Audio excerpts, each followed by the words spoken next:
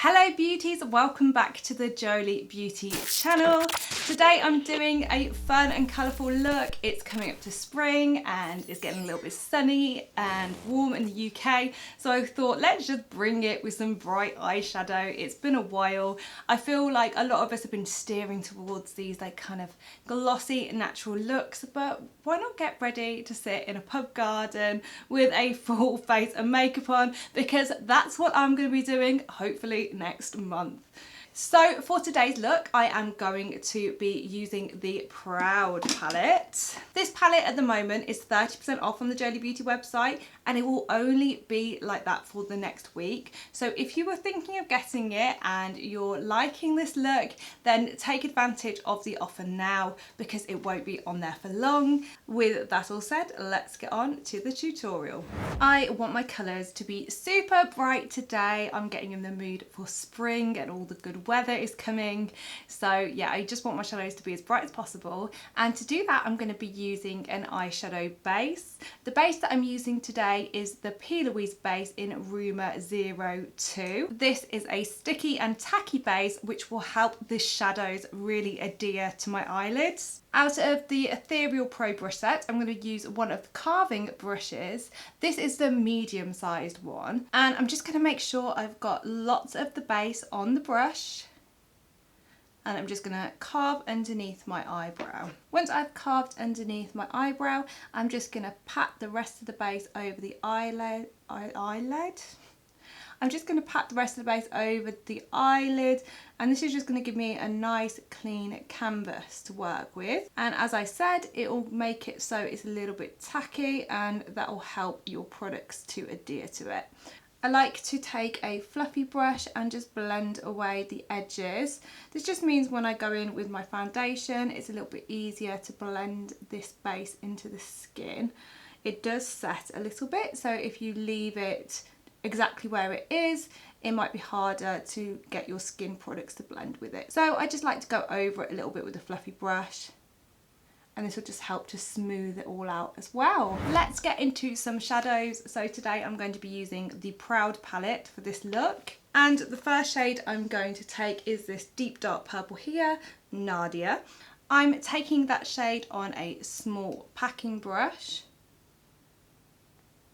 and I'm just going to start building that colour up in the crease. I'm going to be creating quite a rounded shape, so I don't want to take this shade too far out on the outer corner, and I'm just going slightly above where my natural crease is. I always tend to cut crease above my natural crease. This is because I have a slightly hooded eye, and if I cut too low, I don't have any room for the shadows.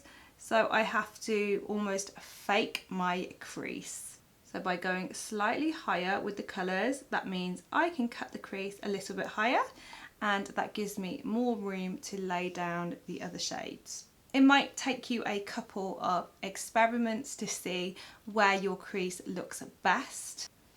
I know for a long time myself, I was cutting my crease far too low and following my natural crease, and it's only when I started going a little bit higher, being a little bit braver, did I see good results with my cut creases. So if you have been struggling a little bit, it might be worth having a little look and seeing if that's your issue as well. We really want to pack this colour on because we want it to be a lovely contrast to where we're going to cut the crease. How many times have I said cut the crease in this video? Cut the crease, cut the crease, cut the crease. But you guys get the gist. It's like a remix. Once I've mapped out my general rounded shape, what I like to do is take the same brush and just wipe some of the product off it. Ooh, and knock my table over as well. So I have just some kitchen roll here, and I'm just going to take the excess off that brush. Then I like to go round what I've just laid down and just slightly smudge it out. And what this will do is it will just give you a little bit of an easier time blending the next colour in. Just by feathering that colour a little bit, you're going to get a much easier blend. takes a little bit of the work out for you. Next, I'm taking the shade Cara, which is this purpley pink, and I'm taking this on the number 9 eye brush. This is a very loosely packed blending brush. I'm going to go around the edges of where I've done that purple, keeping the brush half in the purple and half onto the plain base, and just blending it upwards, trying to get the two colours to merge together. I angle the brush up like this, and that helps me keep the brush half in and then half out. Don't worry if the first purple starts to lose any intensity. You can always go back and re-add it once you've completed your blend. I also blend on the edges here as well, as it's like a bit of a rounded shape. Does anybody else get like this when they're looking for things? I'm like, ah. I think I remind myself of like a puppet or at Thunderbirds. I'm like, oh, where is everything? To create an even softer blend, I'm going to go in with the softest pink in the palette, which is the shade Steven. And I'm taking that on the smallest blending brush out of the Ethereal Pro kit. And it has got a teeny weeny little nib. And this is the brush that changes the game for me, because I can just so simply and easily go over those edges now, and without disturbing any of that blend, I can just add that tiny little bit right at the edge, and this just makes it look so soft and so well blended. It really does help the shadow just melt into your skin. If your blending is also off in any of the other areas, you could use the same brush to go in between the colours. For instance, I could take a little bit of Cara on it and just run it in between the shades. So I feel like everything is looking beautiful and smoky and blown out. So it's time to get on with the cut crease. First of all, before I go ahead and cut my crease, I'm going to take a little bit of makeup remover on a cotton bud. So I like to use the recyclable cotton buds, just because obviously we're trying to minimise plastics where we can. And the makeup remover that I'm using today is the Garnier Micellar Water. And they are cruelty free, guys. So exciting. Very unusual for such a big brand to go ahead and become cruelty free nowadays. So I'm absolutely delighted, because I've always loved their micellar water. And then just with the cotton bud, I'm just going to go ahead and start cutting out my cut crease shape. First of all, I go slightly below where I'm going to go, just for safety. And then once I'm confident within the shape, I'll go exactly where my cut crease is going to go. As I said before, I go above my natural crease. This is just because I don't have much of a natural crease. I've got slightly hooded eyes. So when I want to do creative looks like this, I do have to cut above it. I'm always trying to look forward where I can when there's not a camera here to make sure I'm matching the shape on each side. That's very important. It is a little bit harder when I'm trying to demonstrate it on the video, but when I'm doing it on myself normally, I will be looking dead straight into the mirror the whole time. So definitely do that. And you can see just how easily that micellar water, I don't know if I'm saying that right, micellar water, takes off that eyeshadow. If you feel at any point the cotton bud stopped working, don't be scared to just get a fresh one. If it's got too much eyeshadow on it, it could stop working as effectively. So get another one and just start the process again. And this is such a great tip before you go in and cut that crease. That crease is looking chef kiss sharp, so it's time to go in with some base. I'm just going to use the same base again, the Room 02. If I was going to use some cooler tones, so blues or greens, I might go in for a slightly lighter base. That's because the yellow of this base might mix with the colours, but because we're going for yellows and oranges and purples anyway, they tend to go over a skin coloured base quite easily. So yeah, I'm just going to stick with the skin coloured base, and I'm just going to start off using my medium sized brush again, and I like to stamp the product along the line to begin with, just marking out all the areas that I want it. And you can either go in this way or lie your brush across your eye. It just depends what fits with your eye better. And I like to cut into this part of the eye as well, as that gives me a little bit more of an open eye look. The most important thing about cutting the crease is definitely your brushes. If your brush isn't thin or tight enough, like this one, I'll show you just how teeny weeny that tip is if I can. Hang on, don't know if that's going to pick up, but you can see just how flat that is. There we go. Super duper flat. If you don't have that flat edge, you're not going to be able to get a nice neat line. I'm not going to cut all the way to the edge. That's just because I'm going to be blending darker shadows into this base anyway, so there's no need for me to do a full cut crease. I call this a 3/4 cut crease. If you'd like me to do a full cut crease tutorial, then let me know in the comments below if you want to see that, and I can go through my technique because it does change a little bit for that as well. Now that crease is cut, I'm going to start blending the lid shadows. This base is a little bit tacky, so try not to get any creases in the base. If you do, you might want to pat them out before you put the shadows down, because the shadows might stick to the creases and it might get a bit messy. The trick is just to keep smoothing out the base as you go. So I'm just starting with the shade Nadia to begin with, and this is just going on the outer edge, and I'm just bringing it in. All the colours that I'm blending now are going to go slightly diagonally towards my eye. I find this gives a nice flattering shape, and it kind of gives you a nice pulled up effect. Just on the back of the same brush, I like to switch the brush like that when I'm doing these kind of blends. I'm going to take the shade Cara next to it, blending that into the purple. As I'm getting into larger parts of the lid, I'm going to take a larger packing brush, and I'm just going to go into the shade Gok. That's this beautiful medium bright orange here. That's such terrible showing, I'm sorry. It's like, see what I mean about the puppet? This is Gok here, that shade. And I'm just packing that on my brush, and I'm gonna blend that into purple. The base is creasing a little bit, so I'm just smoothing it out. Just with a clean brush. All better. Next up, I'm taking the shade Cath, which is this sunny, beautiful yellow, and I'm just popping that next to the orange. Oh my god, these colours just make me so happy. It's been ages since I've done a good colourful look. And then the final colour is the shade here, this lemony light yellow, the shade Cool, and I'm popping that all in my inner corner. Again, don't be afraid to rework. I swear, every time I come on camera on YouTube, I'm like, blah, blah, blah, blah, blah, blah, blah, blah. It's like words escape me. Don't be afraid to go back into your shadows and intensify.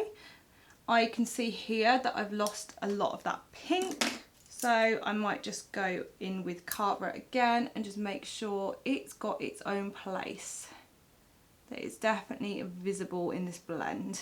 And as long as you keep your brushes separated, so you're using the right brush on the right colour, you should get a nice clean blend. And that's why it is so important to have a lot of different makeup brushes in your arsenal. So you can switch them up easily and make sure you've got enough clean brushes on the go.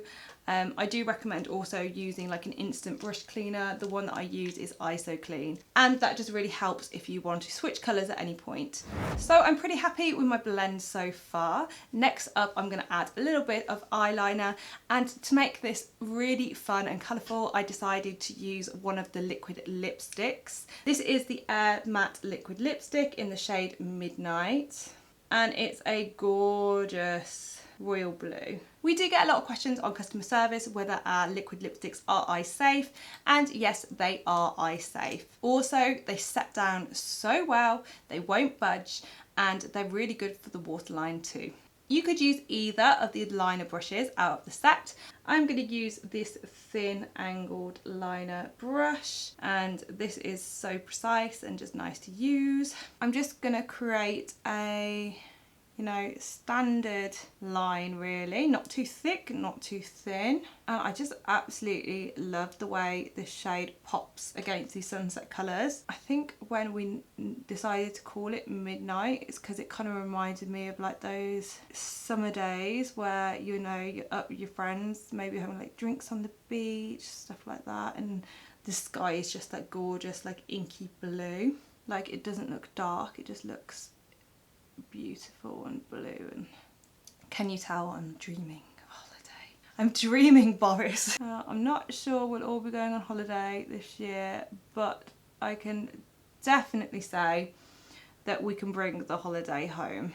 I've been watching a lot of like the fashion bloggers and stuff, and they're saying how all the bright colours are going to be like really in for this season. So I'm expecting everybody in the beer garden basically in like multi-coloured flares and glittery tops, and if there's anything less than that, I'm going to be super disappointed. So this brush makes it so easy to do a nice neat line. It's just so precise for those kind of more unique looks. Like if you wanted to do flower details or just some epic creative liner, then this is the brush. It's almost like a miniature paintbrush. I'm also going to take a little bit of the same shade in my lower waterline, and oh my god, this shade, I mean, it looks really nice on most eye colours, but if you've got dark brown eyes, whew, so pretty against dark brown eyes. Just something a little bit different from black. I just think it looks so poppin'. Now I need to take a little bit of that shadow underneath my eye. I want to keep the intensity, so what I'm going to do is take a little bit more of my base and take it on a fluffy brush and just tap it on the underneath where I'm just going to put some more shadows. I can find anything again. Do, do, do, do, do. It should be just an edit of Jolie trying to get her together for like half an hour. So I'm just going to take a little bit of the same base and a fluffy brush, and I'm not going to be too careful. I'm just going to buff a little bit underneath my eye just so it's got something to like hang on to. Otherwise you might find your shadows look a bit more intense up here than down below, and we don't want that, sis. We want it all to look, you know, popping as possible. The base is down. Let's get back into our palette. And I'm just going to take the shade Nadia, and I'm just going to buff that into the lower lash line, and you can see it looks really nice and intense now because I've got that base there. Just making sure it looks the same on either side of the eye as well. And then taking a slightly fluffier brush and the shade Cara, which is that purpley pink that we've used, I'm just going to blend that underneath, turning it into a purple pink smoky kind of eye.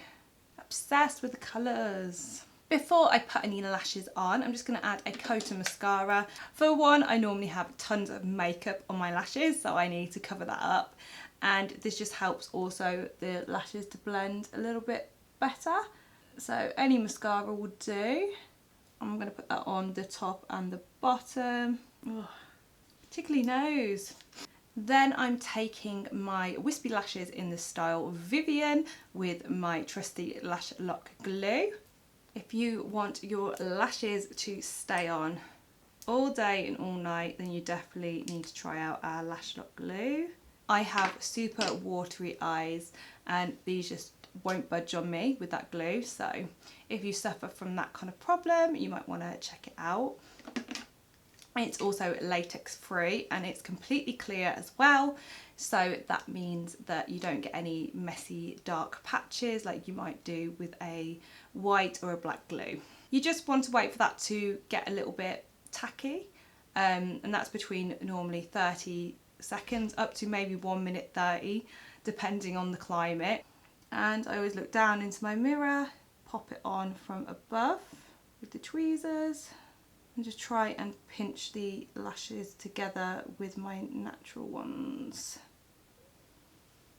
I'm just going to go ahead and finish the rest of my face. If you're interested in my face routine, I did recently do my flawless foundation routine video, and I will link that just here. But I'm just going to speed this bit up and I'll come back with the completed look. So beauties, that is the finished look for today. Thank you so much for joining me. I had so much fun doing the look. Everything that I put on my face extra and everything that I put on my face before will be in the description bar down below with links to everything. If you enjoyed the video and tutorial, it really helps me out if you could just give the video a thumbs up. Make sure you hit that subscribe button and leave me a comment down below. Also, if you could take the time just to share this video with a friend who might enjoy it, that also really helps out my channel. Thank you so much for watching, and I will see you in the next one. Mwah!